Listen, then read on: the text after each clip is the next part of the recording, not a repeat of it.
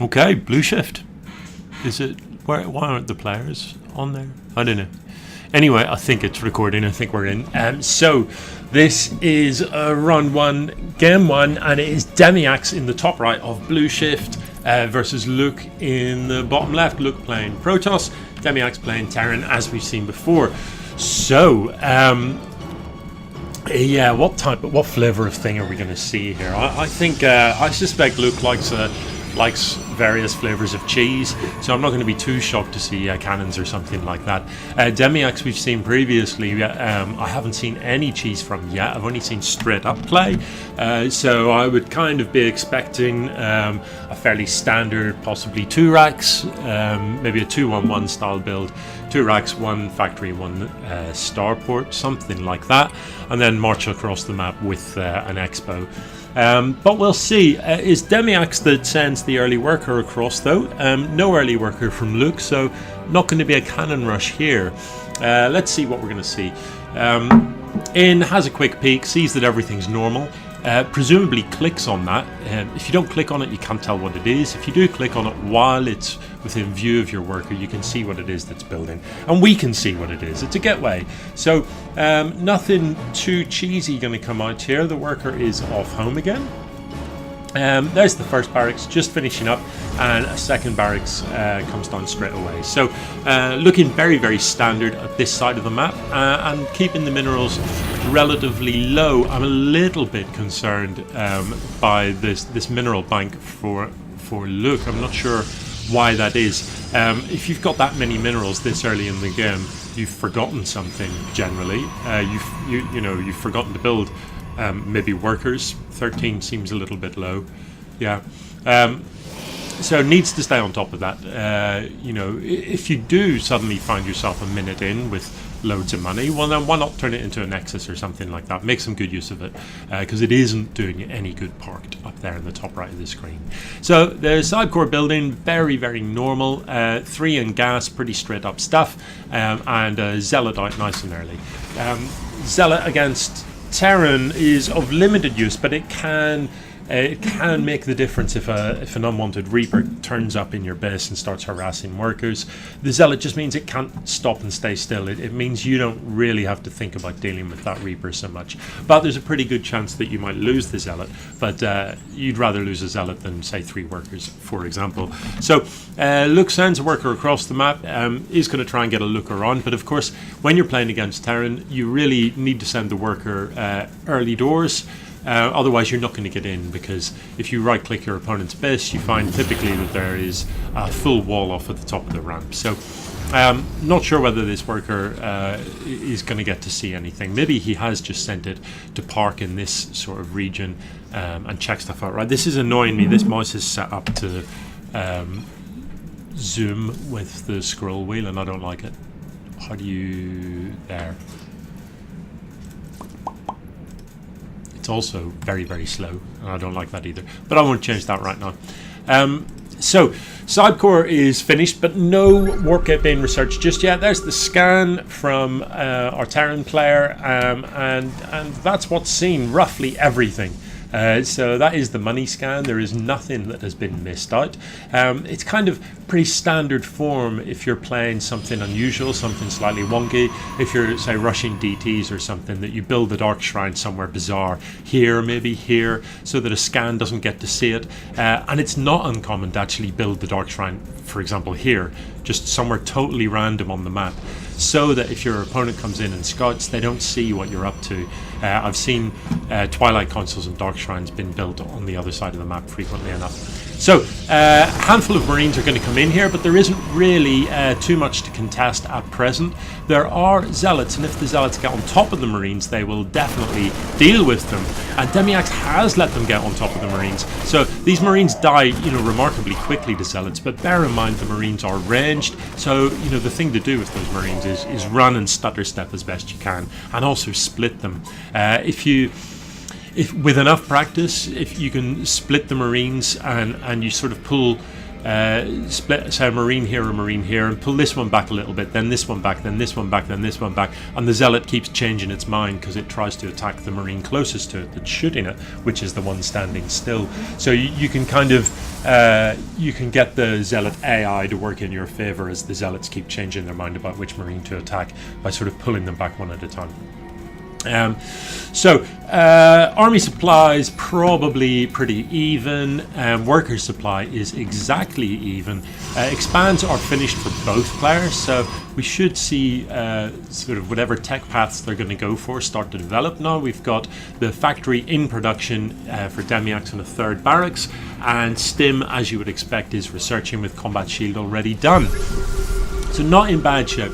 Upgrades wise for the Protoss, still nothing to be had though, and that is a little bit worrying because your go-to upgrade here remains Warp Gate.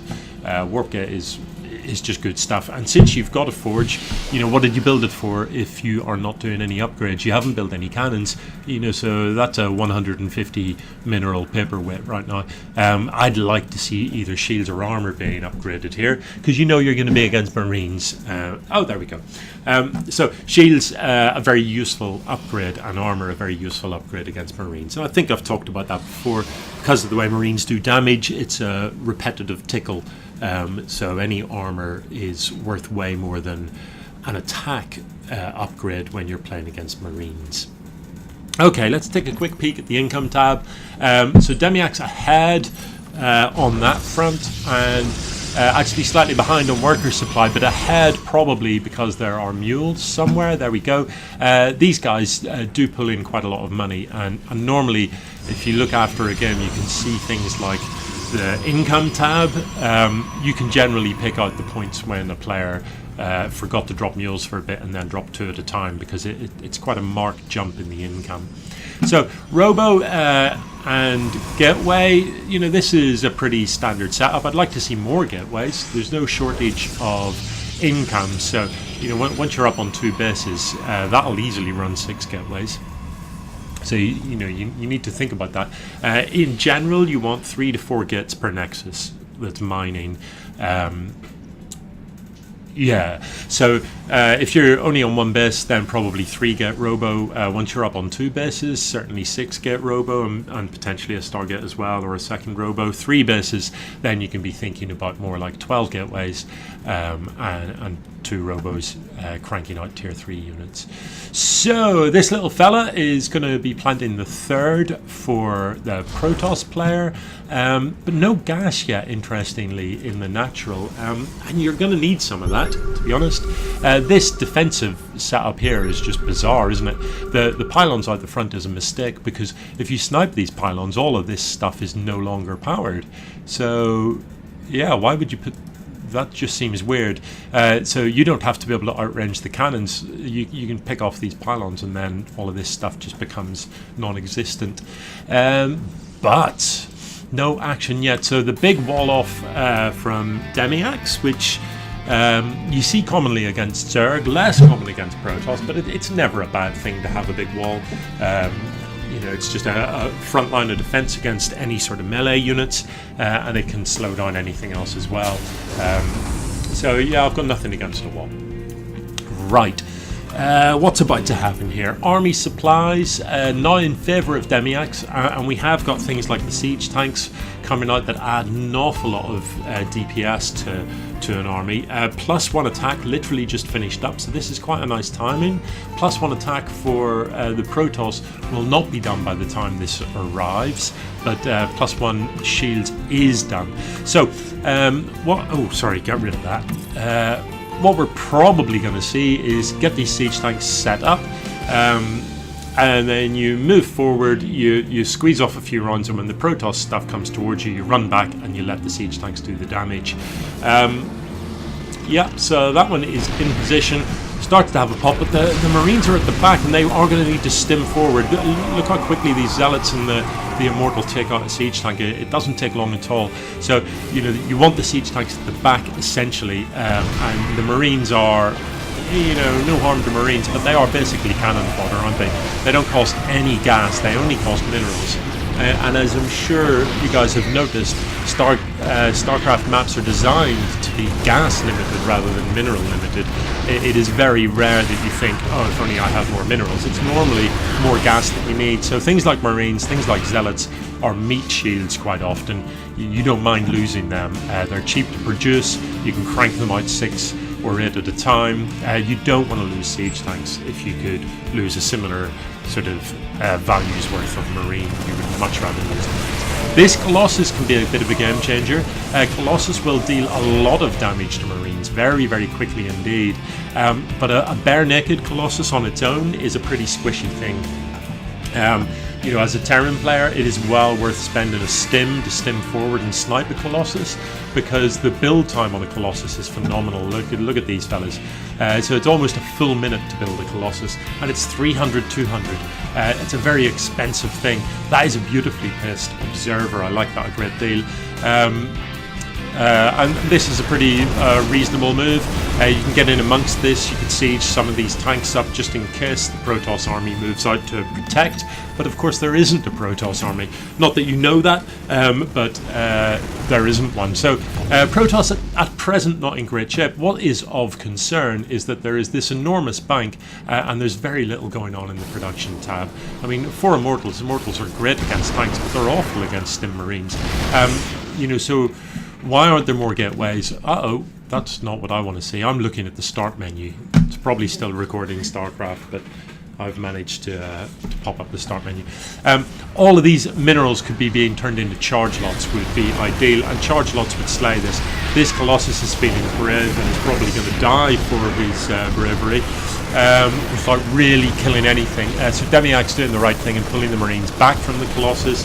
Let the siege tanks do a bit of damage. Yeah, so now that the medevac's out, Stim is readily available, so it is very hard to see how these Immortals are going to beat this. They will rinse these siege tanks in short order, but Stim Marines, sort of focusing these down, can kill them pretty quickly, and the Immortals overkill Marines.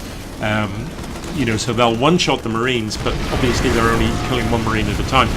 What is of slight concern is that there's no Marines in the production tab to replace the ones that die, though. But with that said, a whole bunch of reinforcements turn up now, and presumably this is soon going to be a GG. Although these guys do have to get involved. They're just hanging out while their mates in front are getting shot in the face. So you guys have got this. You don't need us. You've got this. In you go. And now that there's multiple medevacs, you can see that these Marines really do last quite well, even in the face of Immortal Fire. So I'm assuming I'm about to see a GG. I don't see that there's any way back into this game for the Protoss. Yeah, man, with both players with a pretty alarming bank at the end of that game. But, you know, let's not worry about that.